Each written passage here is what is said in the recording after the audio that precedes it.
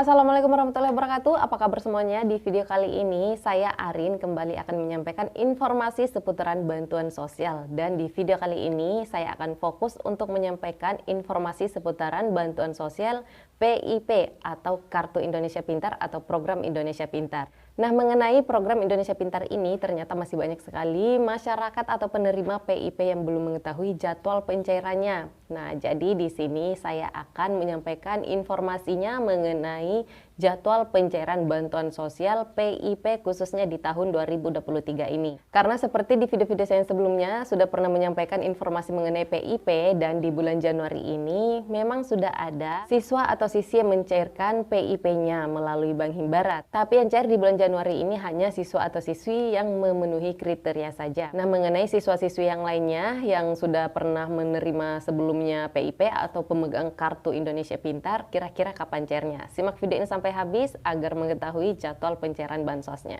Dan dukung channel ini dengan cara klik like dan share ke seluruh sosial media yang Anda punya, serta klik subscribe dan juga aktifkan lonceng notifikasinya agar tidak ketinggalan dengan setiap informasi mengenai bantuan sosial yang selalu saya sampaikan di channel ini.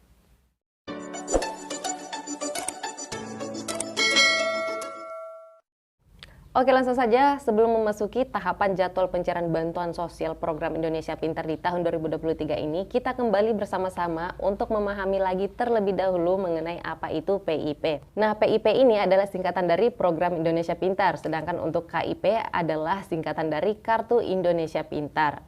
Sedangkan bantuan sosial PIP ini adalah bantuan sosial tunai yang diberikan kepada siswa atau siswi jenjang SD, SMP, atau SMA, atau SMK dan sederajat. Dan kriteria penerima bantuan sosial PIP ini adalah siswa atau siswi yang orang tuanya menerima bantuan sosial seperti program keluarga harapan atau PKH atau BPNT program sembako, atau dari keluarga pemegang kartu keluarga sejahtera atau yang biasa dikenal di masyarakat umum katanya ini adalah kartu merah putih atau kartu keluarga sejahtera yang disingkat dengan KKS.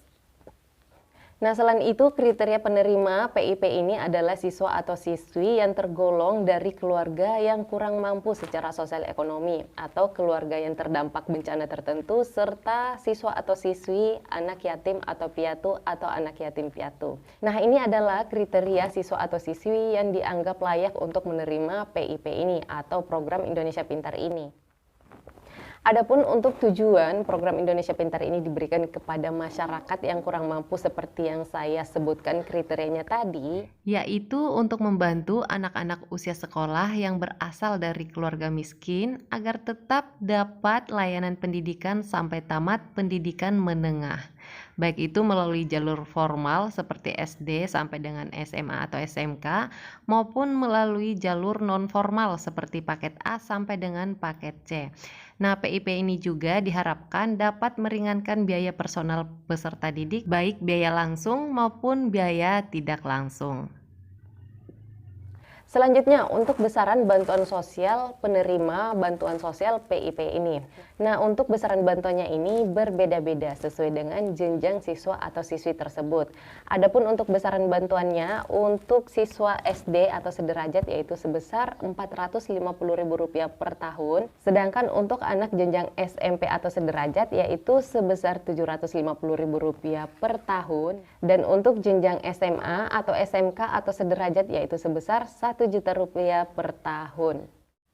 Nah, apabila ada yang beranggapan bahwa program Indonesia Pintar ini belum merata karena kenyataannya di sekolah-sekolah atau di tempat belajar manapun itu katanya masih ada beberapa siswa atau siswi yang ternyata itu dianggap layak untuk menerima bantuan sosial karena memenuhi kriteria seperti yang saya sebutkan tadi, tapi kenyataannya dia belum menerima program Indonesia Pintar atau Bansos PIP ini. Nah, perlu Anda semuanya ketahui, kita semuanya ketahui bahwa PIP ini atau program Indonesia Pintar ini kurang lebih sama seperti dengan bantuan sosial lainnya, yaitu memiliki kuota juga. Nah, kuota untuk penerima PIP ini yang ada di seluruh Indonesia yaitu sebesar 20,1 juta jiwa siswa atau siswi yang terdaftar di satuan pendidikan. Sehingga dengan adanya kuota seperti ini sudah pasti apabila jumlah siswa atau siswi yang dirasa layak menerima bantuan sosial PIP itu belum bisa memenuhi semuanya keseluruhan karena kuotanya terbatas. Selanjutnya mengenai jadwal pencairan bantuan sosial PIP khususnya di tahun 2023 ini.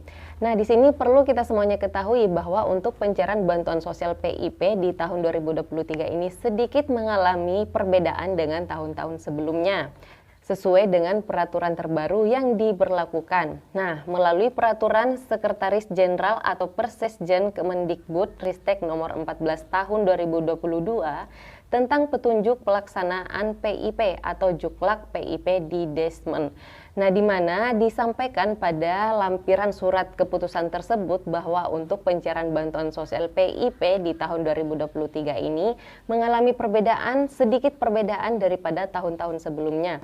Karena di tahun 2023 ini untuk pencairan bansos PIP itu terbagi menjadi 3 termin. Tapi di sini perlu kita catat ya, bukan pencairan PIP-nya yang cair 3 kali dalam setahun, melainkan untuk pencairan bantuan sosialnya itu dicairkan secara bertahap, yaitu melalui 3 tahapan atau 3 termin sesuai dengan kriteria masing-masing siswa atau siswi yang dimaksud.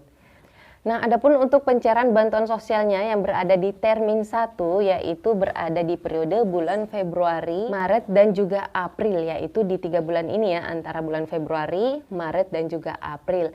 Ini khusus bagi penerima PIP, kriteria penerima PIP yang sumber datanya berasal dari DTKS atau pemadanan dari DTKS dan juga Dapodik. Dan ciri-cirinya yaitu adalah siswa atau siswi yang selama ini sudah memegang Kartu Indonesia Pintar dan sebelum-sebelumnya sudah pernah melakukan pencairan bansos atau peserta lama, bisa dibilang peserta lama PIP.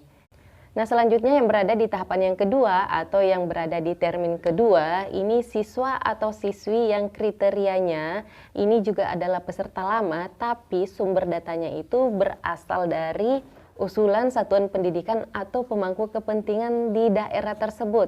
Karena untuk penerima PIP ini juga bersumber dari 2 sumber data ya. Yang pertama pemadanan dari DTKS dan juga Dapodik, dan yang kedua bisa berasal dari satuan pendidikan atau sekolah atau Dapodik tempat anak Anda bersekolah atau pemangku kepentingan yang ada di tempat Anda tinggal. Contohnya yang mengusulkan itu bisa melalui desa atau kelurahan, karena itu termasuk di dalam kriteria pemangku kepentingan di daerah tempat Anda tinggal. Jadi untuk penerima PIP itu walaupun ia belum memegang kartu KKS orang tuanya atau orang tuanya belum menerima bansos seperti BPNT dan juga PKH, tapi siswa atau siswi tersebut juga bisa diusulkan melalui desa atau kelurahan tempat Anda tinggal dengan disertakan surat keterangan tidak mampu.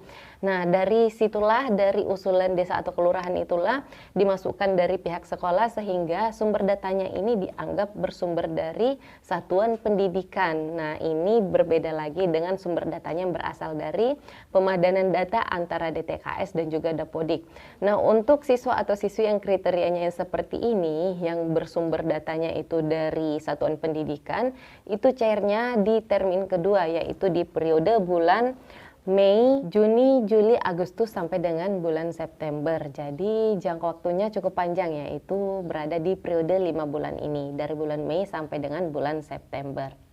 Nah, selanjutnya yang berada di termin ketiga atau yang tahap ketiga, periode ketiga pencairan bantuan sosial PIP ini, yaitu berada di periode bulan Oktober sampai dengan bulan Desember.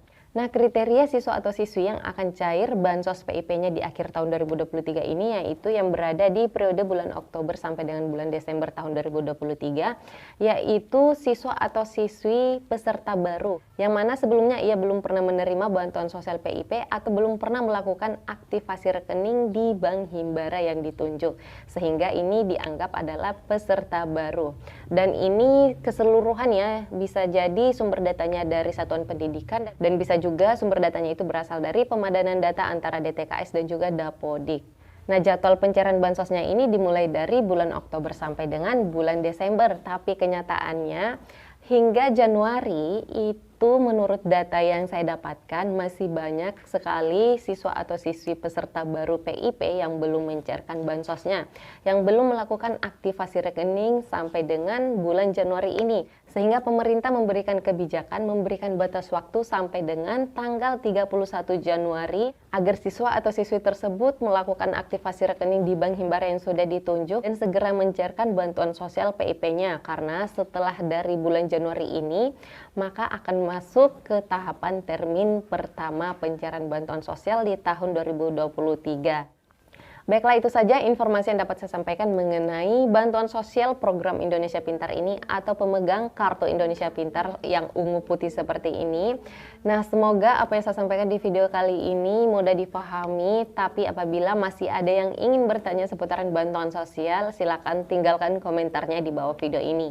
Oke, itu saja. Terima kasih banyak yang sudah menonton video ini sampai habis. Mohon maaf apabila ada kesalahan dan sampai ketemu lagi dan saya di video selanjutnya. Wassalamualaikum warahmatullahi wabarakatuh.